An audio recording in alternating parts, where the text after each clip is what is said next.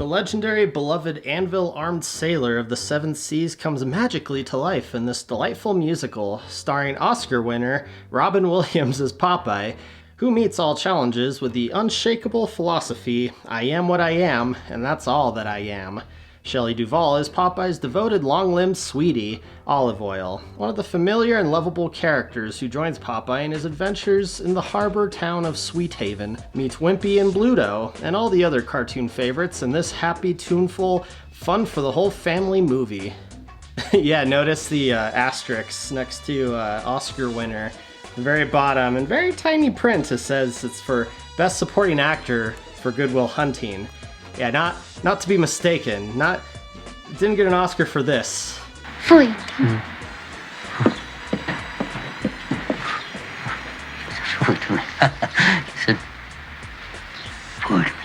Yeah, this is kind of a weird movie, but you know, Shelley Duvall as Olive Oyl, I would say the role she was made for. Honestly, like she's perfect for that part, right? She's kind of gangly, but also like Robin Williams as Popeye, I guess kind of makes sense. You know, when you look at all these AI-generated slop fan-made trailers for the next Popeye movie, you always get stuff like The Rock or Will Smith for some reason. And it's just like, well, for an action movie, sure, but Popeye was a cartoon, and Robin Williams is very, you know, gives off that energy. Though not so much in this movie, I would say. Though, granted, this was his first big film, I think, after he did Mork and Mindy. It's one thing I got, it's a sense of humor. So it's a little rough around the edges, but I also think the material he was given also wasn't quite good, and it kind of shows in the movie. Or the toilet. Yeah, or the toilet. Yeah. Eat that spinach. I don't want to eat that spinach. Eat that spinach, you brat. I don't want to eat that spinach. You eat that spinach. Oh, you disobedient brat. Another cool thing about this movie was the set was built in 7 months from scratch, like for the movie specifically, which is kind of impressive. I remember hearing that tidbit and I was like, okay, well, this movie should get a little bit more credit just for that alone. It's just, you know, kind of a shame that it's for a movie that got pretty mixed reviews. Not a beloved film by any means, for a lot of people at least, from what I can gather. And it's not for me really either. I just rewatched it for the sake of this video, and I forgot it was a musical. I mean, you know what I mean. You know what I say. You know what I mean. Yeah, even Popeye sings. Robin Williams playing a growly old sea dog. He gets a song, right? It's a song about everybody trying to blow him down. Like everywhere, lots of people here trying to blow me down. Yeah, it's not like that. That's a different movie. And Shelley Duvall, of course, Olive Oyl gets a song. The song is about Bluto being large. He's tall, good looking, and he's large. He's large. Again, not that kind of movie. Excuse me. So yeah, I don't know. The music doesn't really stick. The plot doesn't really, there really isn't much of a plot. I don't know if, again, this comes into it being based on short comic strips where, you know, things just kind of happen. There's the whole Bluto and Popeye butting heads. There's, they don't really fight for Olive Oyl's affection as much as you'd think, like from the cartoons. And then Sweet Pea just kind of gets dumped in, like they forgot, like, we need this character in here somehow, so here's Sweet Pea as an orphan that they have to take care of. And it's like, it goes all over the place. Popeye's trying to find his dad, that's somehow connected to Bluto in some way. It's just, none of it connects, none of it meshes very well as a film. And then on top of that, it's a musical, and a musical starring Robin Williams, who hasn't done anything like this before. It doesn't have the best material to work with, if you will. Seemed like even the baby was kind of confused, you know, what the hell kind of movie he was in. And I know he's a baby, but I think even he was like, gonna call up his agent and be like, the hell, man, this is what I'm getting my SAG card for? Like, I'm gonna be a laughingstock. But there were parts, though, I'll give the movie this, there were parts that were pretty funny. Like, it is a comedy at the very least in that regard. Like, not funny like I laughed out loud, but funny like a, you know, sort of a scoff kind of laugh. That, of course, being their discussion about what to name the baby. Sweet Pea, you're back. Oh, yeah? I found him in Sweet Haven. That is why he's me Sweet Pea. I am calling him Sweet Pea, and that is his name. Ain't that the truth? Yeah? Yeah. Well, Sweet Pea's about the worst name I ever heard on a baby. Well, what do you want me to call him? Baby Oil? Yeah, I thought that was pretty clever. And also the running gag, Popeye's trying to find his dad, and so he's like holding a picture sentimentally of his father. It's like a picture frame. He hangs it up and it just says "my pops" or whatever. And that in and of itself, that's a good gag. But then it pays off at the end when he finds his dad.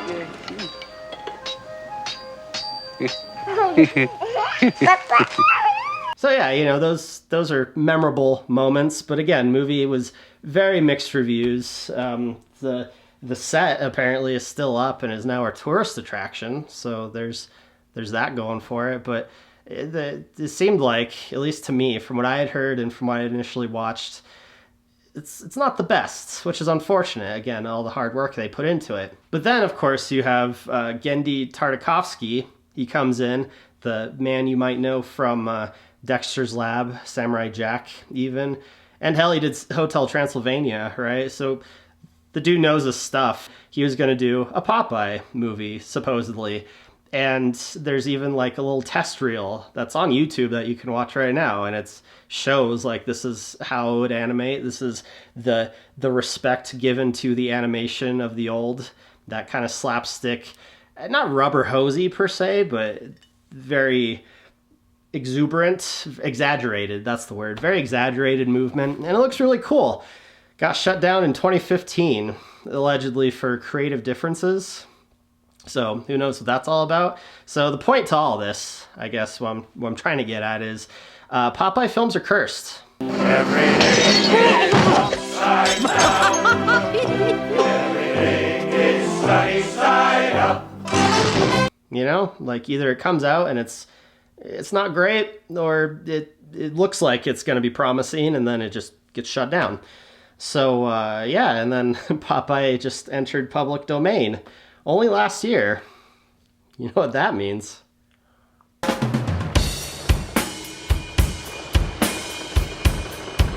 A group of friends sneak into an abandoned spinach canning factory to investigate the legend of the Sailor Man, who prowls the local docks.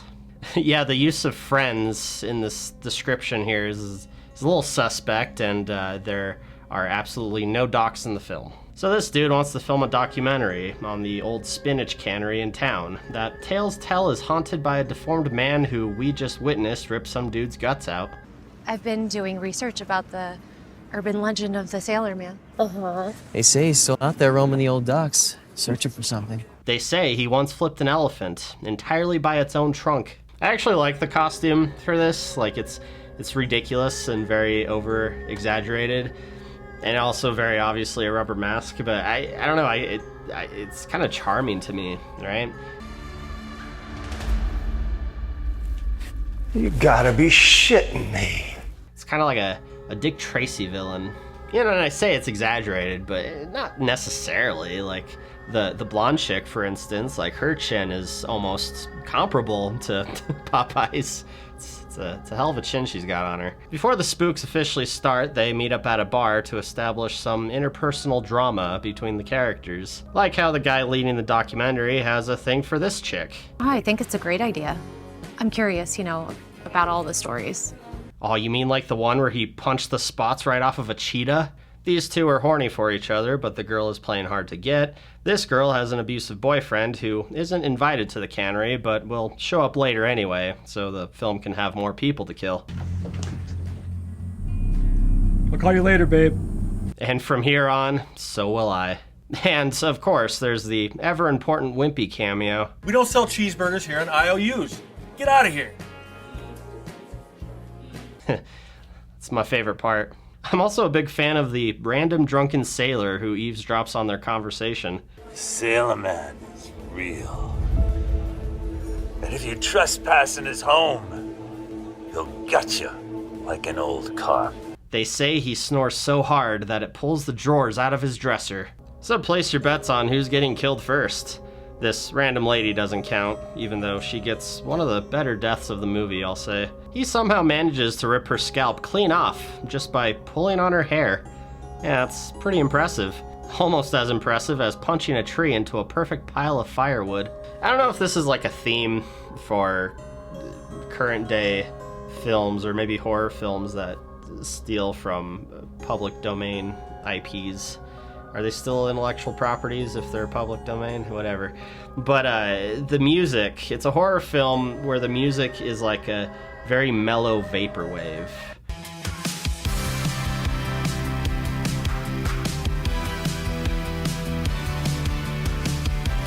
Which I don't mind on its own, but it does lead to some like hilarious moments that just it doesn't quite fit.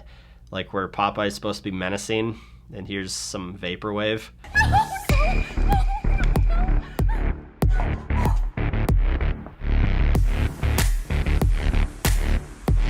Now I'd argue any slasher film is only as good as its killer. Now who the fuck is this guy? And with Popeye, you've got a lot of established lore to work with. You know, his superhuman strength, his reliance on spinach to get even stronger. But strangely, the thing this movie decides to hone in on with the character is his proclivity to smoke from a pipe. It functioning as the telltale sign to the kids that he's nearby. And even weirder, every character in this movie is capable of identifying pipe smoke. Like, specifically. Is that pipe smoke? Hey, do you guys smell that? Hey, it wasn't me. No, she's right, it's smoke. Like, from a pipe? This is also the first slasher film I've seen where the killer repeats his method of killing. In this instance, it's breaking the wrist and then crushing or twisting the head. Is he dead? No, clearly he's just sleeping. Oh, and he also doesn't count as the first kill because he's just a side character. And why would he think a knife would hurt Popeye? I mean, dude beat up so many goons it broke the film reel. Man, now that's some classic Popeye right there. You know the one, right? Where Popeye finds his pappy playing with himself in Goonland. Yeah, we've all been there. He's also not a very efficient killer. Take the two horny kids, for instance. Oh, is that for me? Just one problem. What's that? I'm on a no-meat diet. In an attempt to get to the roof and escape the factory, the greaser takes a fall. Not to his death, which I thought would have been funny. No, instead, this happens.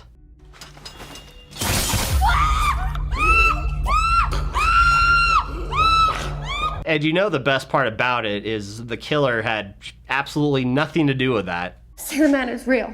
He killed Seth. What do you mean he killed Seth? Yeah, I'm pretty sure Seth killed Seth. You know, not to be blunt.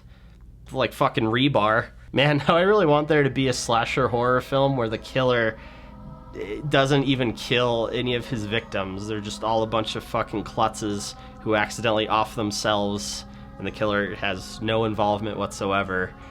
If that hasn't been done already, that would actually surprise me. But yeah, could you imagine? I'd call it the Night of the Lemmings.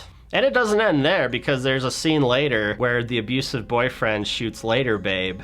And it's actually a pretty well done scene where you think, oh, the killer is coming up, Popeye, whatever, is going to come up to get him, and he has a gun ready, and so he quickly turns the corner to shoot, and oh shit, it's his girlfriend. And so you go from the tension of, you know, is he going to die? Is he going to escape this scene? To, oh shit, he probably murdered somebody just now purely by accident.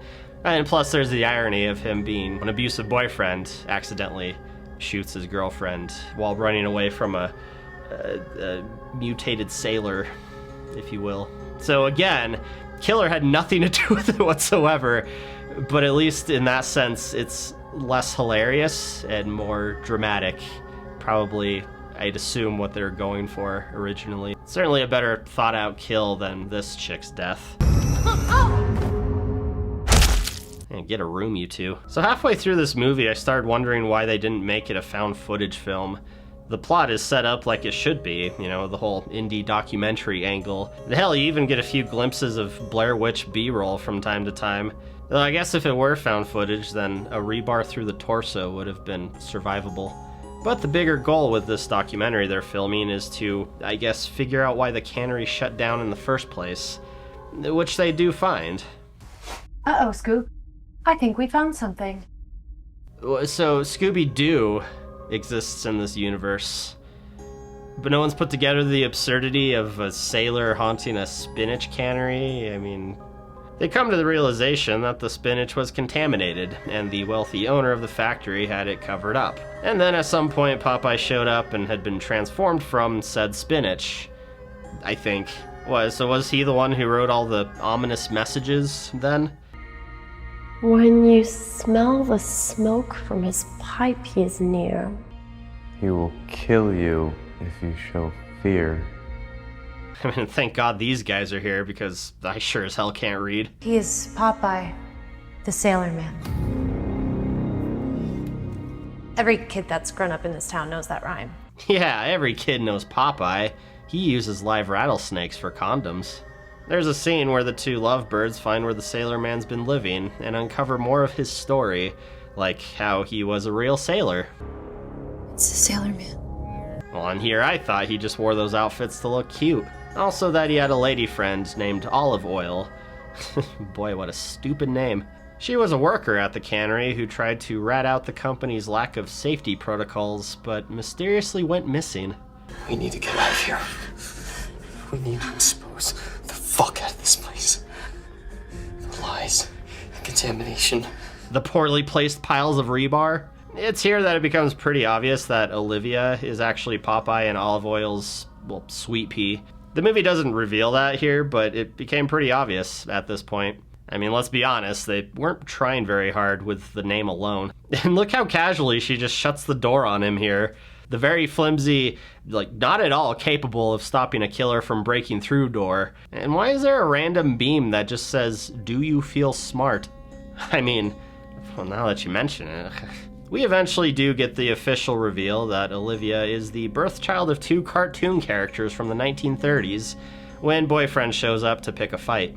Quick, Popeye, break his wrist and then crush his head. It's the only way. Oh yeah, and I guess later Babe is still alive. I guess we never saw what Popeye did to her after she got shot, but why spare her and not, I don't know, say this chick? The police, of course, show up too at the end, and we get a name drop from a random detective. The Sailor Man. I like the Slayer Man. Oh, hey, that's pretty good. You do stand-up? Olivia and the filmmaker have vowed to uncover the scandal at the factory that got her mother killed, and hopefully fix her messed up dad in the process.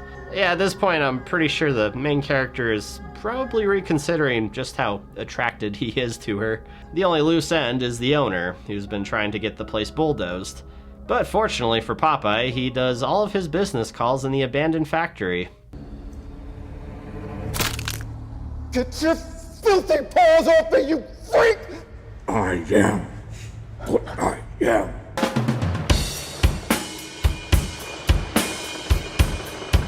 When a group of counselors attempts, shouldn't it be attempt?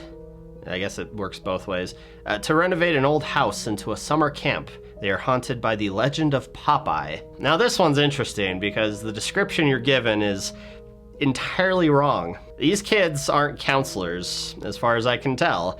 In fact, they all barely know each other, and they are attempts to renovate an old house, but it's to turn it into a haunted house attraction, not a summer camp. When they can't even get the description of the movie right, like, I can already tell it's gonna be amazing. They even start the whole thing off with an origin story of Popeye, complete with these weird drawings. In this story, Popeye was born a freak who was bullied until he snapped.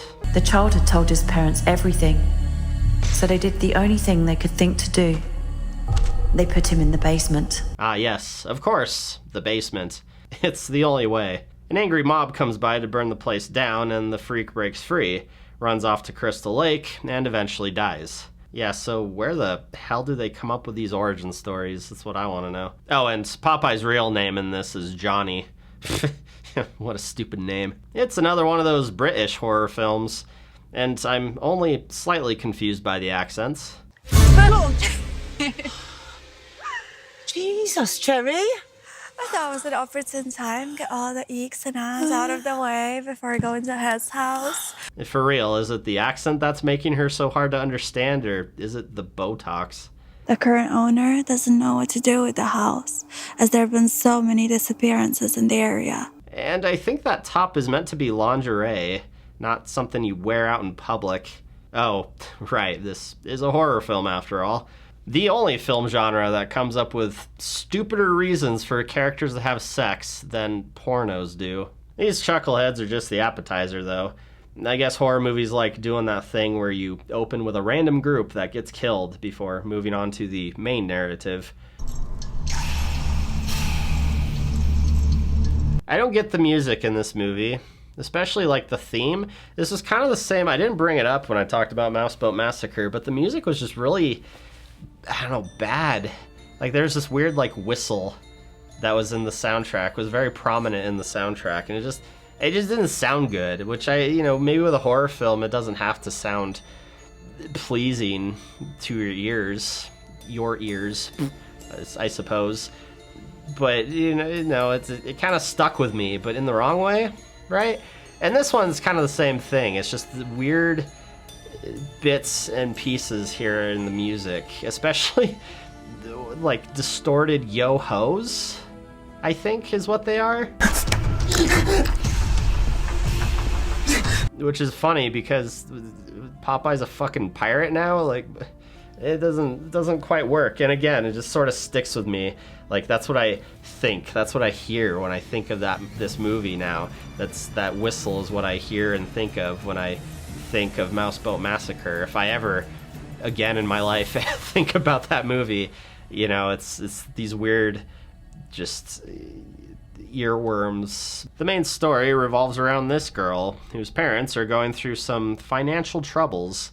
And they do a decent job with the writing by having conversations start in the middle and not faffing about with boring dialogue that goes nowhere. What the hell are we going to do, Laura? Look, I've had some time to think about this. Here we go. I think selling the property is the only thing we can do right now. Yeah, it's a well-known writing technique in film where you want to start in the middle of the action so as to keep your audience engaged. You don't want to start with the hellos, how you doings. You want to start with the meat and potatoes of a conversation, right?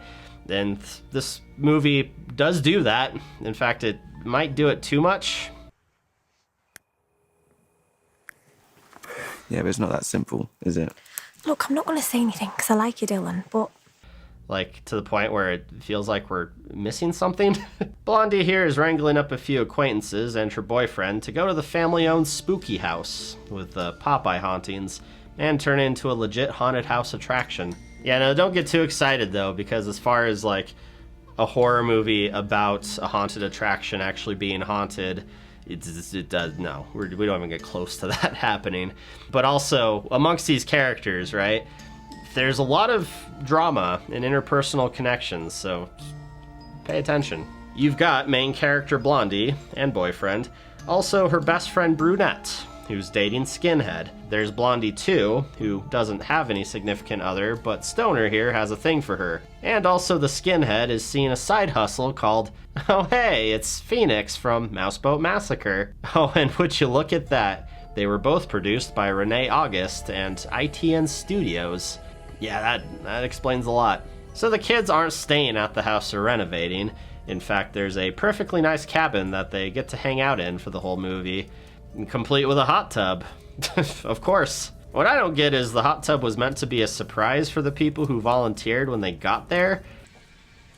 You guys didn't tell me there's gonna be a hot tub here. And yet they all thought to bring their bathing suits on a trip to a haunted, burned-down house. Maybe. I brought my bikini. This is a proper properly bad, poorly made movie, I'll say.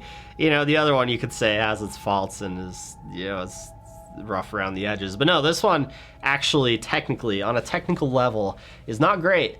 There's parts where there's just ambient noises, like voices going on in scenes where nothing scary's happening. Maybe something scary is about to happen, but the characters don't even react to it, like these voices.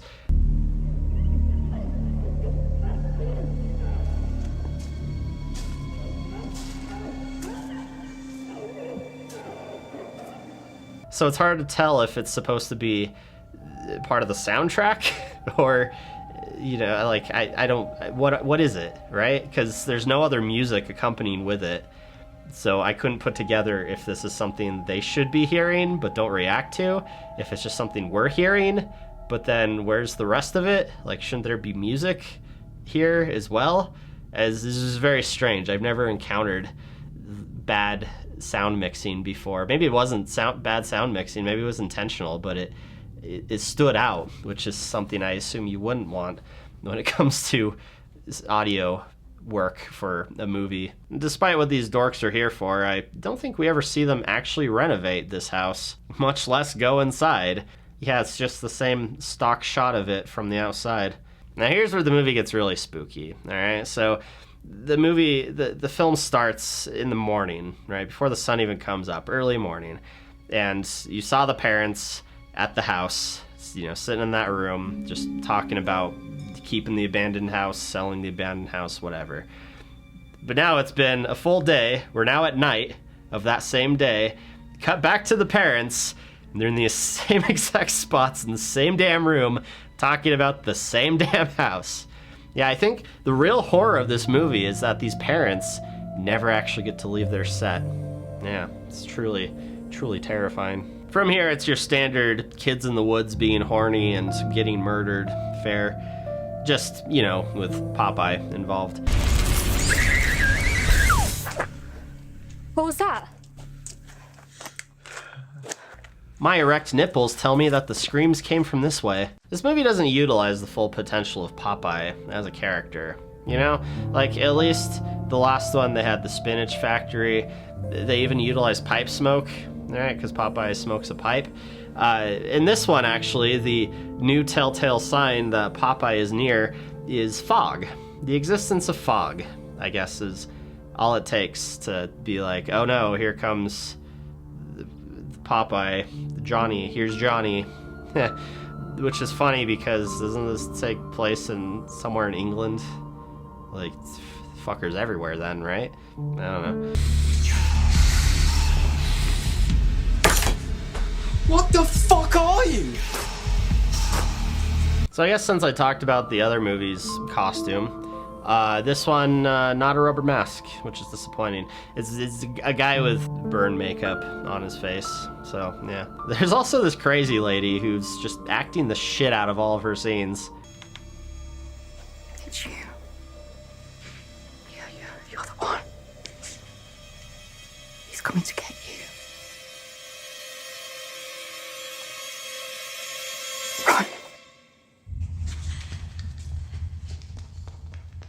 Supposedly, this is meant to be Olive Oil, who is Popeye's sister in this story. She was, I guess, already locked in the basement when he was thrown down there as a kid. And I know, ultimately, it doesn't matter, right? But this movie seriously got me thinking, like, what has she been doing all these years, right? Like, she was a child, has grown up into an adult, like, she just stalks her old burned down house that's been rebuilt. Like, where'd she get those clothes? What has she been living off of, right? Like, and let's not forget that once again we're seeing an ITN horror movie concept that seems to have just slapped on an intellectual property to spice it up without really any consideration as to how these two elements would blend nicely together. Like, what does any of this have to do with the boyfriend getting accepted into a college clear across the country and him wanting to take Blondie with him? Or the skinhead's love triangle with the brunette and Phoenix. you know, it's a stretch, but I think the best that these do for the movie is actually make Popeye a hero in the eyes of the audience, right? Because this whole time I've just been waiting for him to show up and start killing people. So when he finally does, it's like, you're rooting for him, just like in the old cartoons, right? It's again, it's a bit of a stretch. Unfortunately, this Popeye also is not a very efficient killer. For someone who is supposedly super strong as a baby and like broke his dad's finger or whatever, he fails to strangle Phoenix with an anchor and has to drown her instead. And yet, in other instances, he's ripped someone's spine clear out and shoved his hand straight through someone else's torso. A little consistency, you know, it's all I ask for.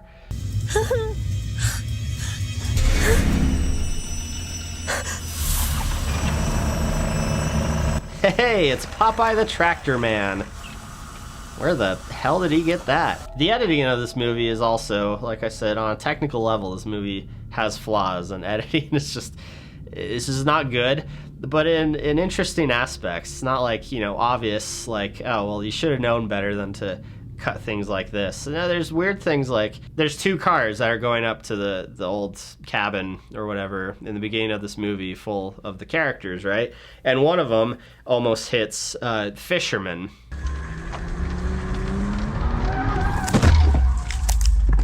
And so they stop, and it's like, you know, sorry about that, whatever. He leaves. Whoever was driving, I think it was the main blonde girl, gets back in the car. The shot of her walking back to the car, cut to a car pulling up and stopping. It almost looks like the same car, but no, this is the car full of the other characters, and this is them making it to the cabin. It's an interesting aspect of, like, I could see how you don't catch it, but it's very jarring and odd that, oh, why did they stop again? No, it's different car, and we're now in the future. Like, this isn't just happening, like it's edited like it is. This is later on in the scene. It's very strange. Popeye's house. You're seriously going to Popeye's house? You not heard the rumours about that place? What? Like the kids' campfire stories and shit? Unbelievable. And then, of course, my favorite complaint for any movie, and I don't understand it, even when it's done professionally, but buy a fucking tripod, people. Like, I swear to God, the shots of the cabin, like, not the haunted house, but just the cabin they're living in, it's so fucking shaky. And again, I guess it would make sense if there's supposed to be some tension being built. You know, cut to that when murder is happening in the building, or they're running away from a monster and, you know, they're trying to reach the cabin, so here's a shaky shot. You know, something like that. No, this is cut to the couple having a conversation about their future. I don't know. It's always bugged me. And again, in professional films, this happens too, where it's just a normal scene. Usually it's like two people talking, and, you know, the axis of action, you cut to one character and the camera's just doing this. It's like, chill. I want to understand the conversation, not get motion sickness. But yeah, maybe that's just me, but yeah, it always fascinates me, the shaky cam. So this movie has it. It's a point off for this movie, because, you know, it was already doing so well for me. For an ITN production, though, the kills do get pretty ridiculous. Certainly a step up from Mouseboat Massacre, where you couldn't even tell what the hell was going on a lot of the time. And even Olive Oil gets in on the action.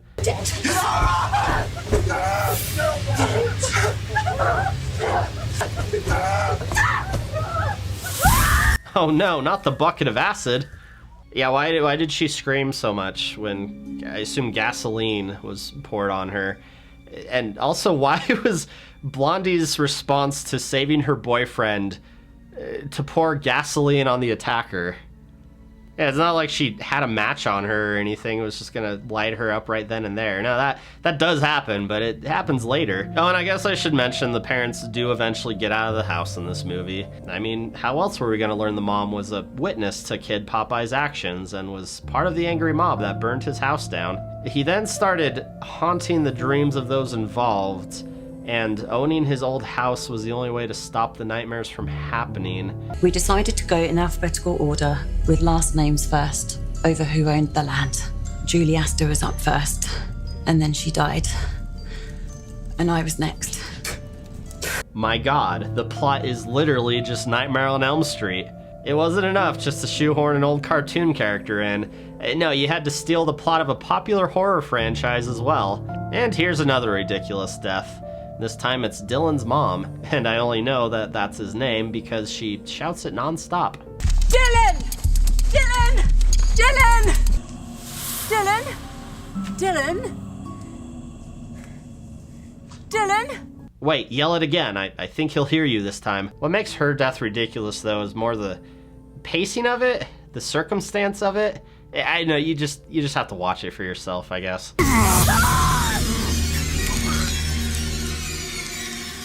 Yeah, it's just like, you know, anytime any of you want to step in to help, no, okay. But ultimately, and, you know, fair enough, it makes sense, nothing tops the death of Popeye himself in this movie.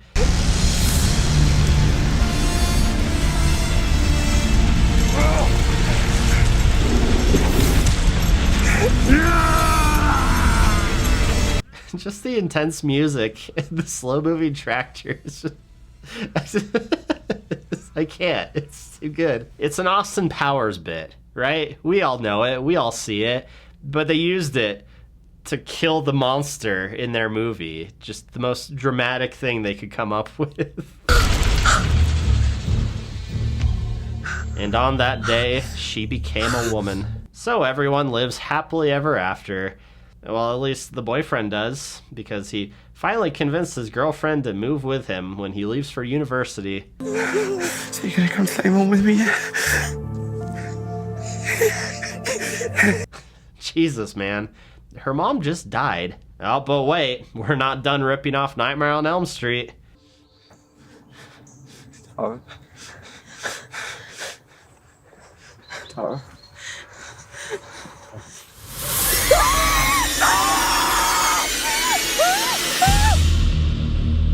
Yeah, okay, I guess it's more Friday the 13th, you know, with the lake and all. Yeah, that was, I'll be honest, that's already too much. That movie was too much, but you know, I'm gonna need to get some strength in me if I want to get through any more. So let's get some good old Del Monte quality spinach. All right.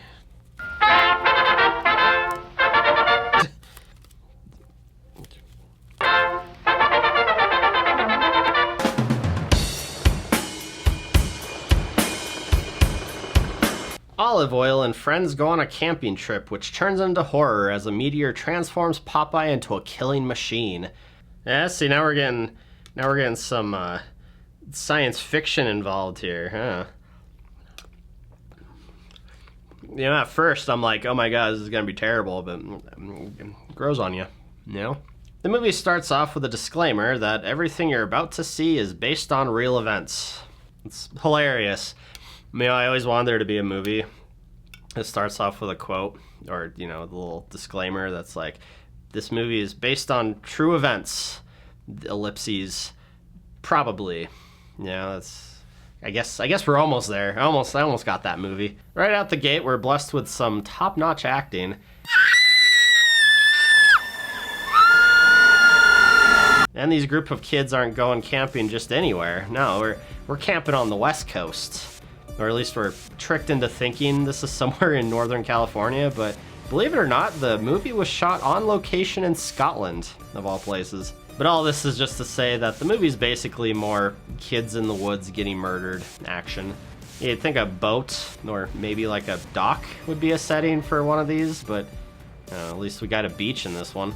And a very important plot point is that we learn the lead, or Olive Oil, I guess, has been accepted into college. Which is a strange through line that we've found through these films, isn't it? I got accepted into Lakemount College.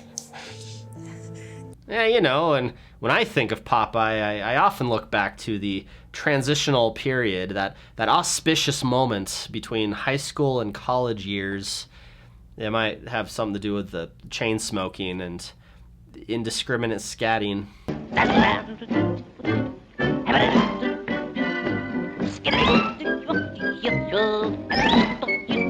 Both movies also have a scene where a fisherman is almost hit by a car. A key component to any Popeye film, I guess.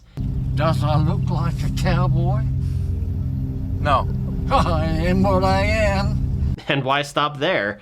The music in this movie is also a kind of synthwave and ethereal sort of instrumentation to it, just like Popeye the Slayer did. And I actually kind of like it.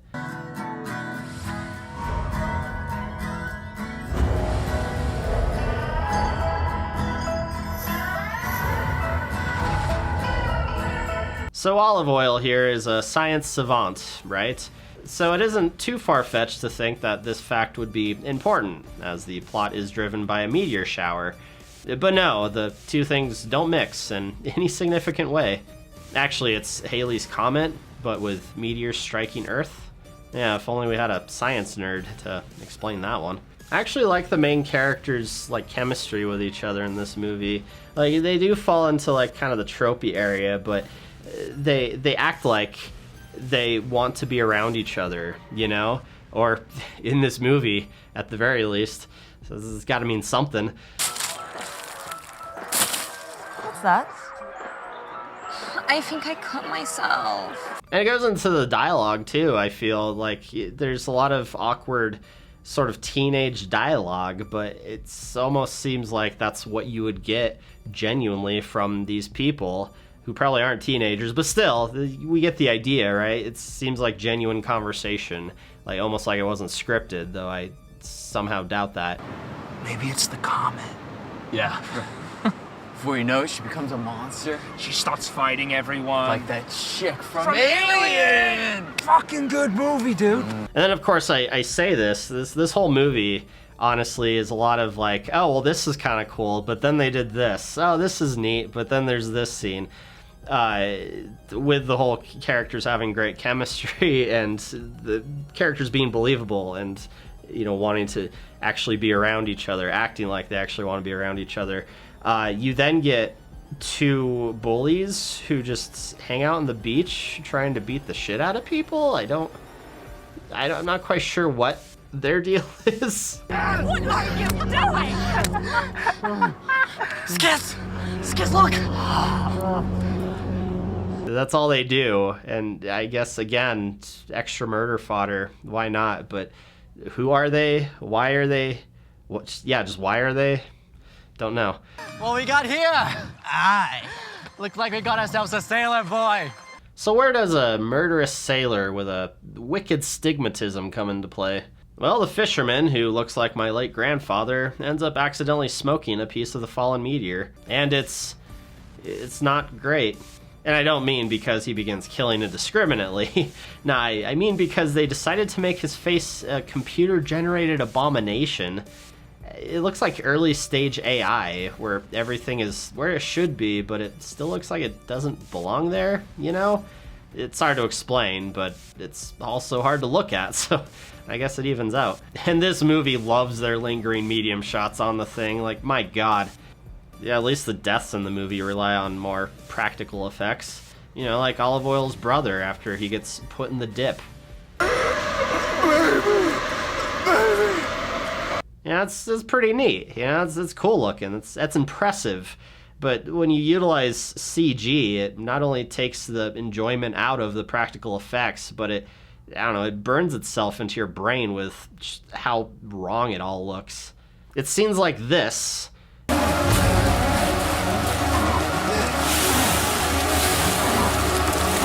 And not this. That are gonna stick with me after I watch this movie. Which is a shame because, one scene takes effort, whereas the other scene, I'm sure takes effort as well, but the results aren't there. Meteors! They're evil! You need to go! The killings in this movie, and I don't like giving movies the benefit of the doubt, especially horror films, that, it's just a comedy. They're just trying to be funny, right? Because no, you don't get to just put a label on your movie, and that makes every stupid decision you make okay. But I will say it is funny. A lot of the murders, a lot of the killings in this movie are kind of funny, but only in the sense that I feel like what happened was they gave a crew member a hose that squirts like fake blood, and whenever they shot a scene where someone is dying, you're getting killed by Popeye, told them to just go ham, just have fun with it, just whatever, anything goes with this blood hose. I didn't even mean to rhyme that, but yeah, I feel like that was the direction given, because that is exactly what you get in a lot of these shots, and that is kind of funny. Like I enjoy that in the sense of like, oh, they probably had fun doing that, but as far as it actually legitimately being funny, no, because intentionally being bad is not funny. Not to me, at least. Say we're all stupid? No. She's just the smartest in your family. And the first half of this movie is so promising, too, but then they make one of the ugliest looking monsters I've ever seen in my life and just start going weird places with the humor. Like having decapitated people's heads still move and talk. I get the sense that they ran out of fucks to give mid-production, not gonna lie. Which also may lead into their propensity to pad things out in the editing.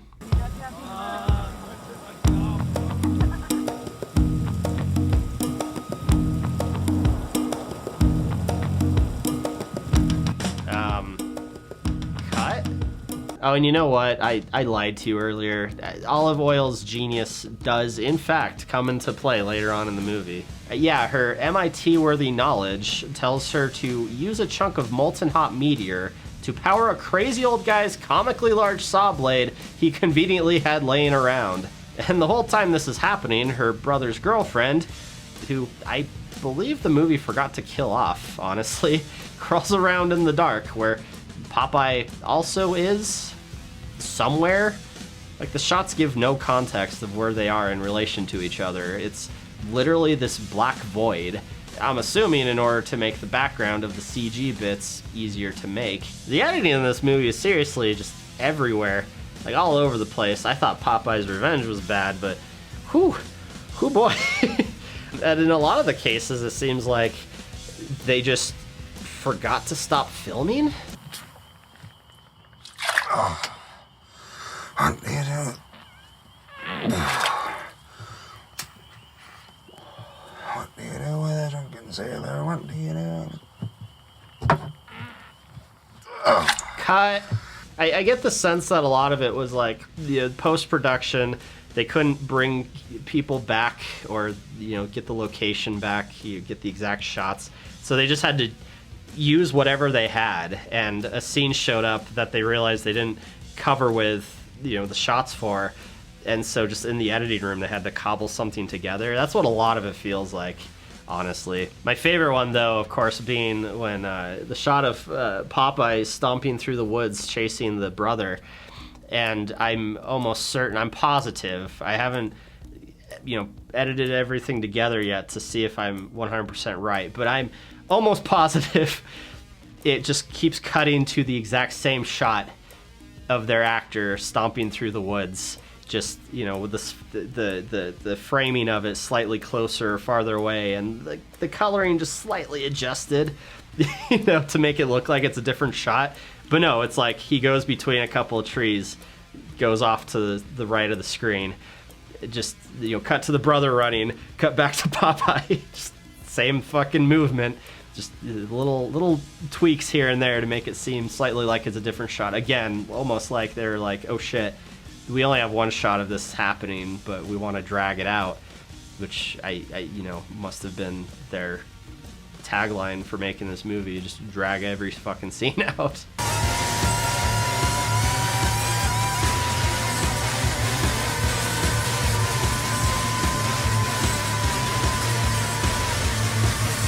Cut! And yeah, the final fight utilized the CG too.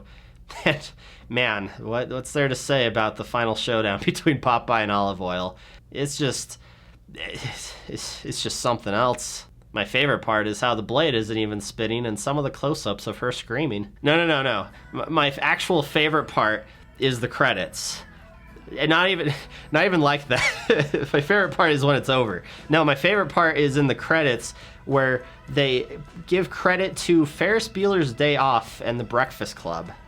Yeah, to my knowledge, just nowhere in the movie. Groovy.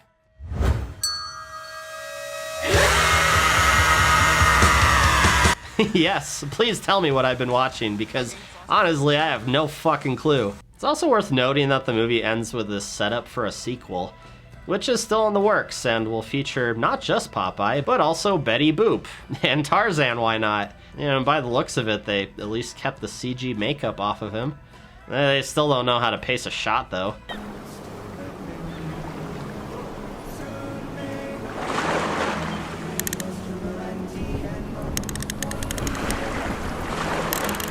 Cut!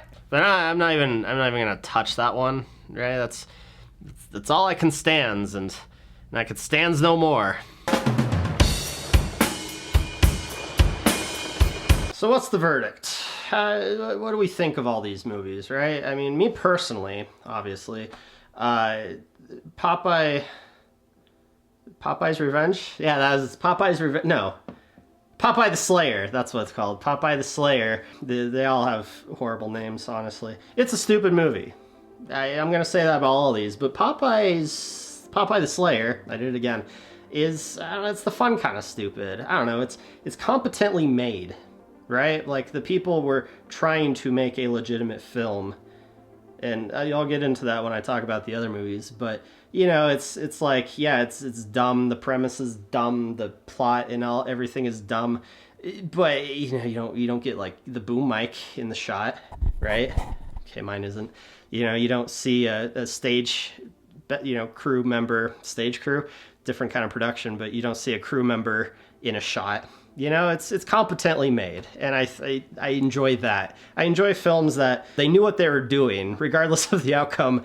They knew what they were doing.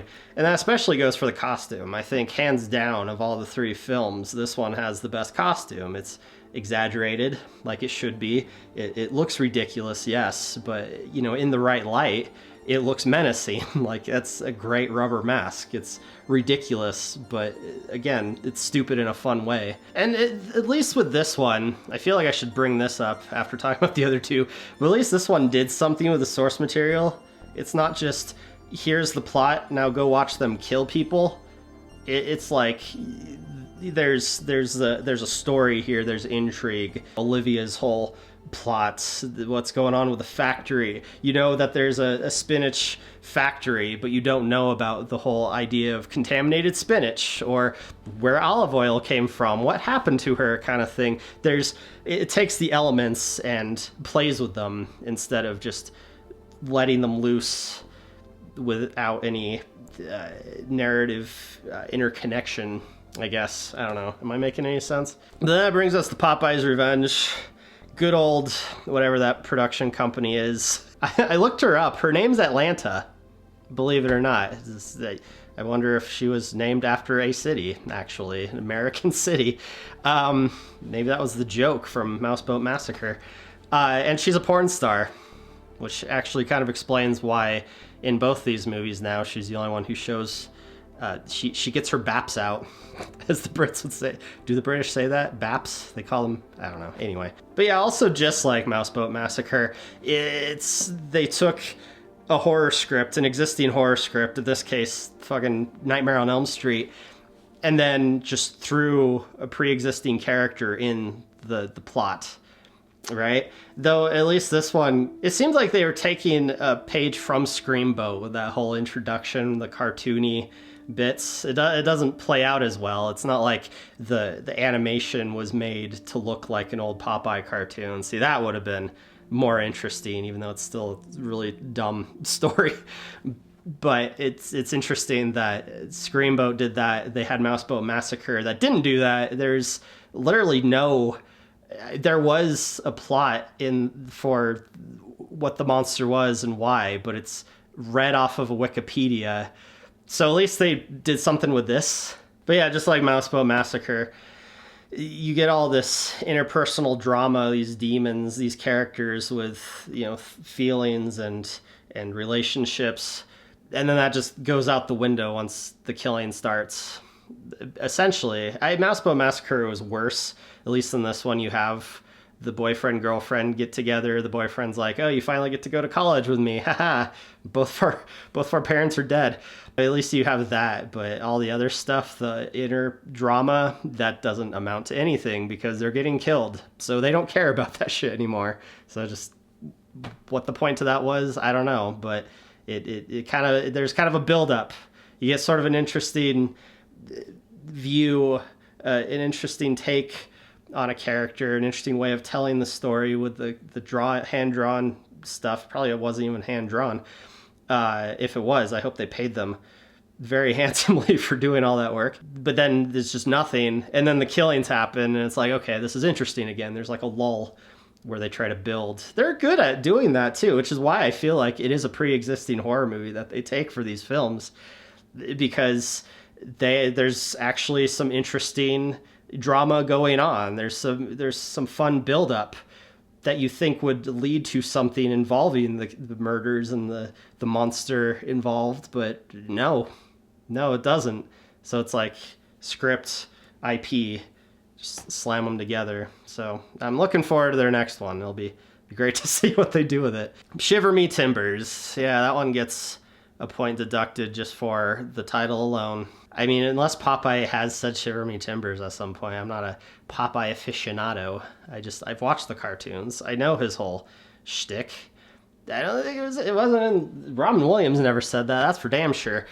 So if Popeye the Slayer, rather, comes off as stupid but competently made stupid, this one comes off as stupid and horribly just cheap and ugly, and not by limitation. That's the worst part, is I could take films that are just hard to look at due to, you know, limitations or lack of knowledge for filmmaking. We watch a lot of movies like that, you know, it's great. But when it seems like it's done on purpose, you know, like that Sci-Fi Channel shit, like, oh, look at us, we're campy. No, I don't like that. That's not cool. You can't force camp, right? Camp has to come naturally. And this movie seems like it definitely was trying to force the camp. You know, the absurdity of it all didn't seem like it was done for the comedic effect even. It was done for, oh, people are going to watch this and laugh at how dumb this whole thing is. It's like, you know, you don't make movies for that. You know, your goal should be something other than to make people laugh at you, right? I don't know, like even comedies, like you're there to laugh at the situation, you're there to laugh at the comedian, not laugh at you, the filmmaker, for how bad the movie is. I don't know, that's just my take on it. I feel like this is a genre that should never exist. But here it is, and I feel like this movie, unfortunately, kind of falls into that category. It's not fun to watch. It's not enjoyable to watch.